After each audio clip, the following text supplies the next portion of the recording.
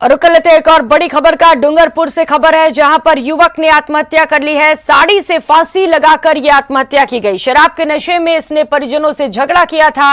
बीछीवाड़ा थाना क्षेत्र की यह घटना बताई जा रही है। तो फिलहाल पुलिस पूरे मामले पर जांच कर रही है। तो बड़ी खबर आपको बता रहे हैं डूंगरपुर से, जहां पर शराब के नशे में परिजनों से एक युवक ने पहले झगड़ा किया और झगड़े के बाद साड़ी से फांसी लगाकर आत्महत्या कर ली है। फिलहाल पुलिस मौके पर पहुंच चुकी है। मौका मुआयना किया जा रहा है और तमाम एंगल्स पर जांच किए जा रहे हैं। तो आत्महत्या के पीछे क्या कुछ वजह रही, इसकी वजह तलाशने में इस वक्त पुलिस लगी हुई है। और एक और बड़ी खबर कोटपुतली से सामने आ रही है, जहां पर डंपर और कार में भीषण भिड़ंत हुई। कार सवार 2 महिलाओं समेत 3 लोगों की मौत हो गई है। फिलहाल पुलिस मौके पर पहुंच चुकी है। ये तस्वीरें भी आपको दिखा रहे हैं। भीषण और दर्दनाक हादसे की तस्वीरें आप देख सकते हैं और अंदाजा लगा सकते हैं कि कितना भयंकर यह हादसा रहा होगा। चौकी गोवर्धनपुरा के पास यह हादसा हुआ है, जहां पर हादसे में 2 महिलाओं समेत 3 लोगों की मौत हो गई है। पुलिस मौके पर पहुंच चुकी है। किन कारणों से यह हादसा हुआ, इसकी तफ्तीश की जा रही है। लेकिन ये तस्वीरें देखकर आप समझ सकते हैं कि कितना भयंकर यहां पर हादसा हुआ होगा। गाड़ियों के यहां पर परखच्चे उड़ गए हैं। डंपर और कार में यहां पर भीषण भिड़ंत हुई और इस हादसे में 3 लोगों की दर्दनाक मौत हो गई।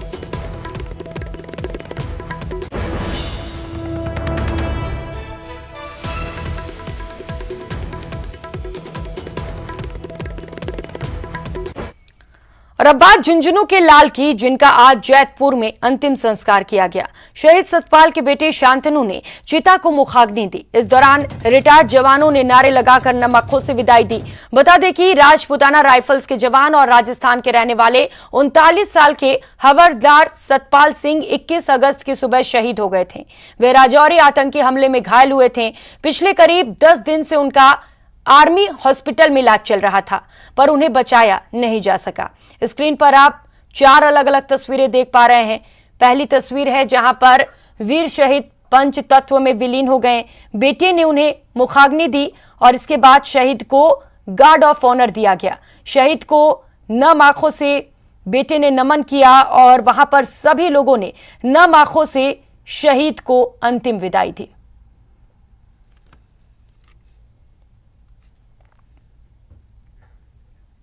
और अब बात बारिश के कहर की। राजस्थान में भारी बारिश का दौर दूसरे दिन भी जारी है। उदयपुर, जयपुर, कोटा, अजमेर और भरतपुर संभाग के कई जिलों में 3 से लेकर 11 इंच तक बरसात हुई है। तेज बारिश से यहां नदियां और नाले उफान पर हैं। प्रदेश के सबसे बड़े बांधों में शामिल बिसलपुर से पानी छोड़े बिना ही टोंक सवाई माधोपुर में बनास नदी अपने पूरे वेग के साथ बहने लग गई है। तो ये 8 अलग अलग तस्वीरें इस वक्त आपके टीवी स्क्रीन पर दिखा रहे हैं। अलग अलग जिलों से तस्वीरें हैं जहां पर लगातार बारिश का दौर जारी है और इसके चलते नदी नाले उफान पर हैं। जनजीवन पूरी तरह से प्रभावित हो चुका है। सड़कें जलमग्न हो चुकी हैं। लोगों के घरों तक पानी पहुंच चुका है और स्थिति और हालात इस वक्त बाढ़ जैसे बन चुके हैं।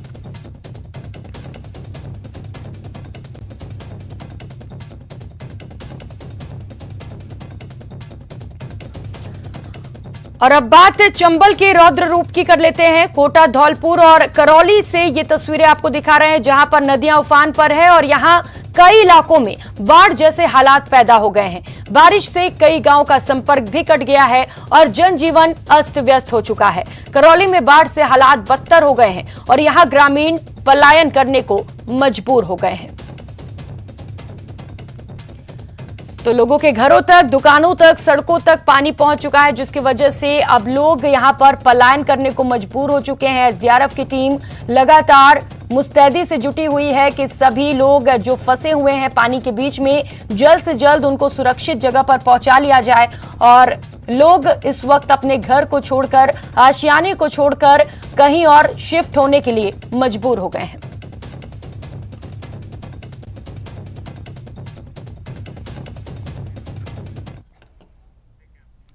तो वही मंडरायल करौली मंत्री रमेश मीणा पहुंच चुके हैं। मंडरायल क्षेत्र में चंबल से प्रभावित गांव का दौरा कर रहे हैं। गांव पहुंचकर राहत और बचाव कार्यों की भी समीक्षा की। खाने पीने की व्यवस्था के भी निर्देश दिए गए हैं।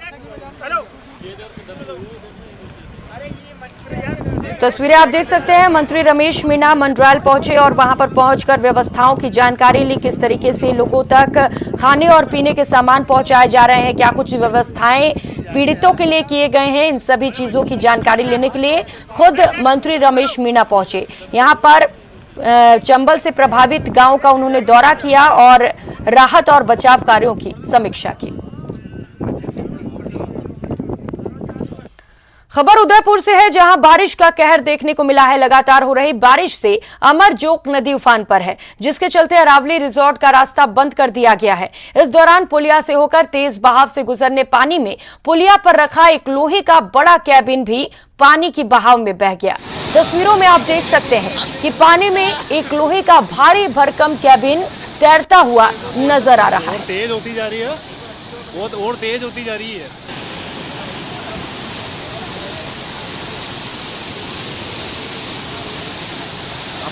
उदयपुर से आई ये तस्वीरें आप देख सकते हैं, पानी का बहाव कितना तेज है, इसी से अंदाजा लगाया जा सकता है कि यहाँ पर लोहे का एक मोटा सा जो कैबिन होता है वो भी पानी की तेज बहाव में बहता हुआ चला गया। और ऐसे में आप ये अंदाजा लगा सकते हैं कि अगर कोई इंसान इस पानी की तेज बहाव की चपेट में आता है तो उसका क्या हश्र होगा। गाड़ी कमजोर हो गया ना, गाड़ी को इसको हटाना पड़ेगा।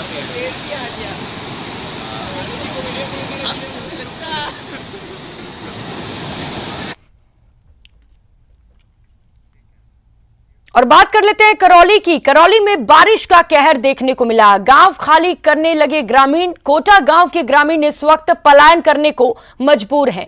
कोटा गांव के लोग महाराजापुरा पहुंचे हुए हैं।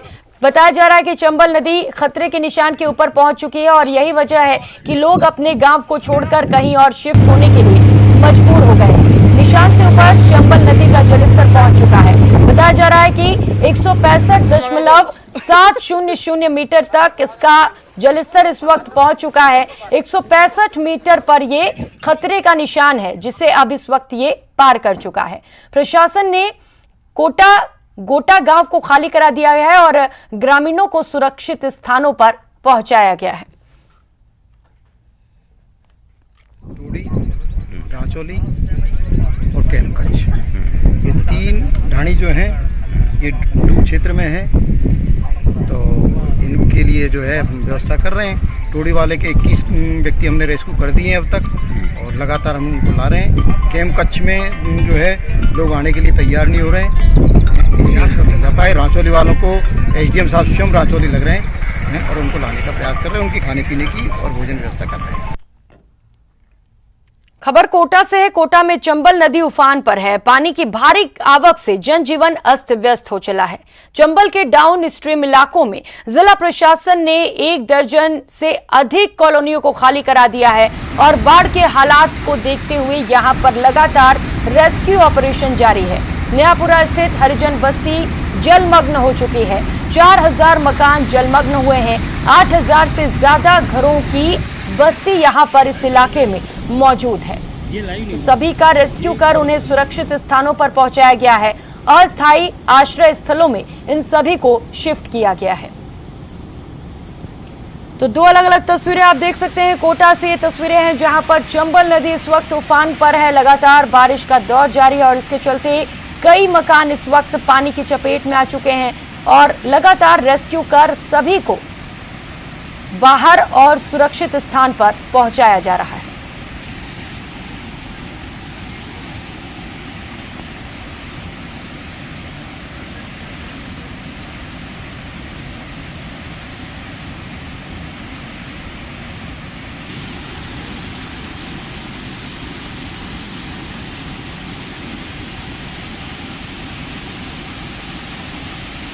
तो बाढ़ जैसे हालात यहां पर पैदा हो चुके हैं। कई घरों में पानी भर चुका है।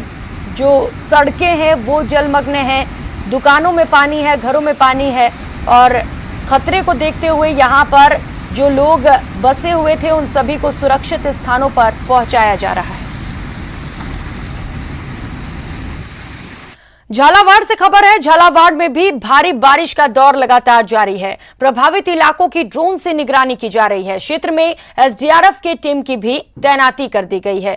तो ये तस्वीरें आपको दिखा रहे हैं झालावाड़ से। यहां पर भी लगातार बारिश का दौर जारी है। बारिश के चलते यहां पर कई इलाकों में बाढ़ जैसे हालात बन गए हैं और इसी को देखते हुए ड्रोन से प्रशासन की ओर से खास निगरानी रखी जा रही है और इसके साथ ही एसडीआरएफ की टीम भी पूरी तरह से मुस्तैद है, जिसके चलते यहां पर कोई भी अनहोनी होने से बचाया जा सके।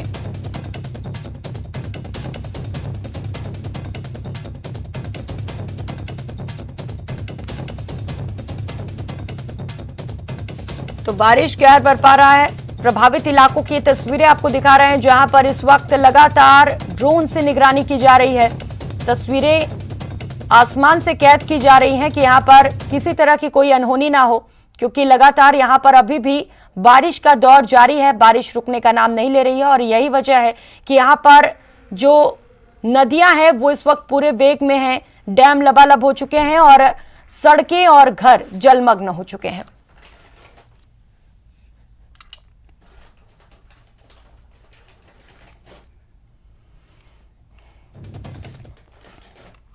उधर बूंदी जिले में भारी बारिश के कारण भजनेरी नदी उफान पर है। यहां एक खेत में दंपति फंस गए। मौके पर एसडीआरएफ की टीम पहुंची। टीम ने बोट की मदद से दंपति का रेस्क्यू किया। खेत में बने मकान में ये दंपति फंस गए। प्रधान मीणा और उसकी पत्नी को सकुशल एसडीआरएफ की टीम ने बाहर निकाल लिया। जिले में भारी बारिश के चलते नैनवा क्षेत्र में भजनेरी नदी में उफान आ गया है। इसके चलते खेत में बने मकान पर गए प्रधान मीणा और उनकी पत्नी इस बीच फंस गए। तस्वीरें आप देख पा रहे हैं, बूंदी से तस्वीरें हैं जहां पर अचानक से पानी का जलस्तर तेजी से बढ़ गया। इस बीच खेत में गए दंपति इस पानी के बीच फंस गए। हालांकि एसडीआरएफ की टीम ने मुस्तैदी दिखाते हुए समय पर पहुंचकर दोनों को सकुशल बाहर निकाल लिया। मेरी में एक परिवार फंसा था, उसके लिए रेस्क्यू के लिए सिविल डिफेंस की टीम यहाँ से भेज दी गई है, उसको रेस्क्यू कर लिया गया है। इसके अलावा केशवराय पाटन जो ब्लॉक है वहाँ पे चंबल का जलस्तर बढ़ता है तो निचले इलाकों में पानी बढ़ने की समस्या रहती है, तो उन परिवारों को भी वहाँ से डिस्प्लेस करके ऊंचे स्थानों पर ले जाया जाए। तो फिलहाल ज़िले में जो स्थिति है वो पूर्णतया कंट्रोल में है, लेकिन अगर बरसात का जो ये दौर है ये चालू रहता है और इससे ज़्यादा बढ़ता है तो उस स्थिति में हमें और आगे कदम उठाने का। उधर कोटा संभाग में भारी बारिश और बांधों से पानी छोड़े जाने के चलते हालात विकट हो गए हैं। 10 से ज्यादा गांव टापू बन चुके हैं। लोगों के खाने पीने का सामान तक नहीं मिल पा रहा। कई रास्ते बंद हो चुके हैं। प्रशासन ने राहत कार्य के लिए 25 से ज्यादा टीमें लगा दी हैं। एहतियात के तौर पर काली सिंध नदी के बहाव क्षेत्र का गांव मोहम्मदपुरा खाली करवा दिया गया है। धीरा क्षेत्र के अनंतपुरा सहित कई इलाकों में रेस्क्यू ऑपरेशन जारी है। कोटा जिले में अब तक करीब 4000 लोगों का रेस्क्यू किया जा चुका है। तो करीब 4000 लोगों को उनके घरों से सुरक्षित बाहर निकाल लिया गया है। मोहम्मदपुरा गांव पूरी तरह से खाली करवा दिया गया है।